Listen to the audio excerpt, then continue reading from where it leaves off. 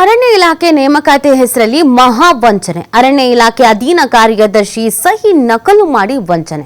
ನೇಮಕಾತಿಯ ಹೆಸರಿನಲ್ಲಿ ನಕಲಿ ದಾಖಲೆ ಸೃಷ್ಟಿಸಿ ವಂಚನೆಯನ್ನ ಮಾಡಲಾಗಿದೆ ಅನ್ನುವಂತ ಆರೋಪ. ತುಮಕೂರಿನ ವಡ್ಡರಹಳ್ಳಿ ಗ್ರಾಮದ ತೋಟದಲ್ಲಿ ಶೆಡ್ ನಿರ್ಮಾಣ ಮಾಡಲಾಗಿದೆ.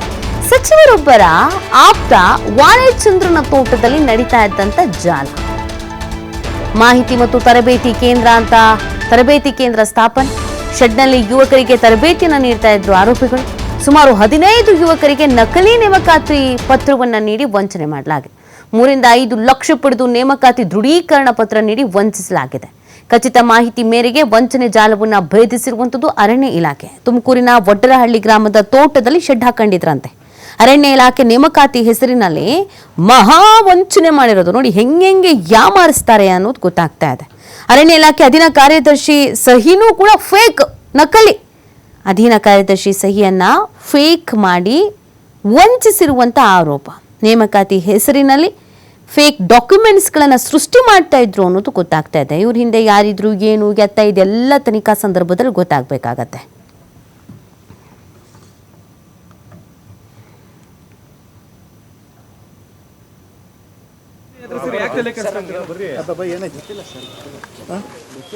ಅಲ್ಲ ಏನಾಯ್ತು ಅಂತ ಎಲ್ಲ ಹೆಂಗೆ ಅವ್ರ ಪರಿಚಯ ಅದು ನಿಮಗೆ ಏನು ಎಷ್ಟು ಹೇಳು, ಎಷ್ಟು ಕೊಟ್ಟಿದೆ ನೀನು ಹೇಳಪ್ಪ.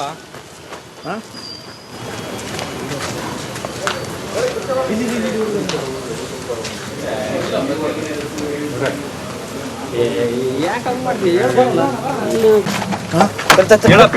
ಏನಾಯ್ತು ಇದಪ್ಪ, ನೀವು ಆರೋಪಿಗಳೆಲ್ಲ ಹೇಳ್ರಿ. ಏನಾಯ್ತು, ಹೆಂಗ್ ಪರಿಚಯ ಆದ್ರು, ಏನಂತ ಕರ್ಕೊಂಡ್ಬಂದಿರಿ, ಏನಂತ ಆಮಿಷ ಹೊಟ್ಟಿದ್ರು ಅಂತ?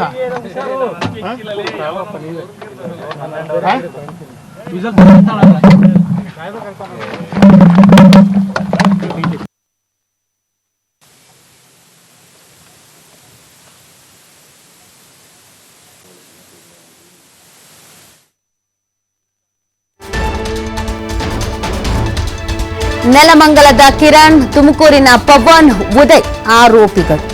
ನಕಲಿ ತರಬೇತಿ ಕೇಂದ್ರ ನಡೆಸ್ತಾ ಇದ್ದಂತ ಆರೋಪಿಗಳ ವಿರುದ್ಧ ದೂರು. ತುಮಕೂರು ಗ್ರಾಮಾಂತರ ಪೊಲೀಸ್ ಠಾಣೆಗೆ RFO ನಮಿತಾ ದೂರು ಕೊಟ್ಟಿದ್ದಾರೆ. ತುಮಕೂರು ಗ್ರಾಮಾಂತರ ಪೊಲೀಸ್ ಠಾಣೆಯಲ್ಲಿ ಇದಕ್ಕೆ ಸಂಬಂಧಪಟ್ಟಂತೆ ಪ್ರಕರಣ ಕೂಡ ದಾಖಲಾಗಿದೆ. ಆದರೆ FIRನಲ್ಲಿ ವಾಳೆಚಂದ್ರು ಹೆಸರನ್ನ ಕೈಬಿಟ್ಟಿರುವಂತ ಆರೋಪ ಕೂಡ ಕೇಳಿಬರ್ತಾ ಇದೆ. ರಾಜ್ಯದ ಹಲವು ಕಡೆ ಇದೇ ರೀತಿ ವಂಚನೆ ಮಾಡಿರುವಂತ ಶಂಕೆ ವ್ಯಕ್ತವಾಗ್ತಾ ಇರೋದು.